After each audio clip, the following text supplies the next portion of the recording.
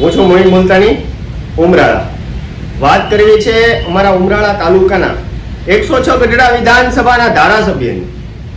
આજે ધારાસભ્યએ એમના પર્સનલ વ્યક્તિની નિમણૂક કરી. શું લેવા?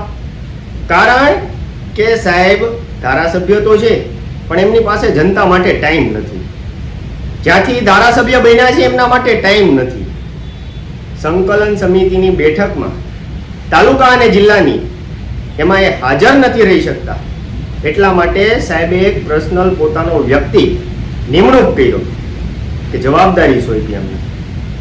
તો સાહેબ, હું તમને સવાલ પૂછવા માંગુ છું કે તમારા પાસે ટાઈમ નહોતો તો તમે ચૂંટણી લડવા શું લેવા આવ્યા? આજે ઉમરાળા તાલુકો ધારાસભ્ય હોવા છતાં ધારાસભ્ય વગરનો થઈ ગયો છે.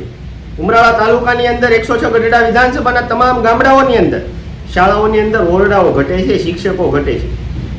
ગામડાઓના રોડ રસ્તાઓ જોઈએ એવી હાલતની અંદર છે જ્યાં ચાલવા પણ મુશ્કેલ બને છે. ઉમરાળા તાલુકાના સરકારી હોસ્પિટલની અંદર ઘટતી સુવિધાઓ ઘટે છે. ઉમરાળા તાલુકાની અંદર અનેક એવા નાના મોટા પ્રશ્નો છે જેના માટે ધારાસભ્યને કામ કરવું જોઈએ, પણ આજ સુધી ધારાસભ્યએ જનતાનું સાંભળ્યું નથી. જ્યારે ધારાસભ્યનો ફૂલ વિરોધ થવા લાગ્યો, ધારાસભ્ય જનતા વચ્ચે નહોતા આવતા, ત્યારે ધારાસભ્યએ પોતાનો પર્સનલ વ્યક્તિ નિમણૂક કર્યો. આપણે જોઈએ છીએ કોઈ પણ તાલુકાની અંદર ધારાસભ્યની પાછળ 5 એવા વ્યક્તિ ફરતા હોય. હવે ગણીએ 3 તાલુકા, આ ત્રણેય તાલુકાની અંદર 5 એવા વ્યક્તિ ખાસ અંગત હોઈ શકે. તો એવું તો નથી કે એમને તમે ધારાસભ્યની જવાબદારી સોંપી દો. અમે સાહેબ તમને મત દઈને જીતાડ્યા છે. આ વિધાનસભાના તમામ મતદારો સાથે એક અન્યાય થઈ રહ્યો એવું સાફ દેખાય છે કે કંઈક લાગણીથી, કંઈક એવી ભાવના હતી કે સાહેબ કામ કરશે, આવી ભાવનાથી તમને મત આપ્યા, પણ તમે છેલ્લે બીજાના ખંભે પોટલું મૂકી દીધું. ઉમરાળા તાલુકાને, ગઢડા વિધાનસભાને આવી રીતે વિકાસથી દૂર રાખવાનું કામ ન કરો સાહેબ. તમારા પાસે જો ટાઈમ ન હોય, તમારી પાસે ટાઈમ ન હોય તો સાહેબ તમારે કોઈ વ્યક્તિ નિમણૂક કરવાની જરૂર નથી. તમે ખાસ, હું તમને પર્સનલી એટલી વિનંતી કરું છું, એક તમારા મતદાતા તરીકે વિનંતી કરું છું કે તમે રાજીનામું આપી દો. જનતાનું કામ કરે એવા વ્યક્તિને અમે બીજી વાર જીતાડી દઈશું.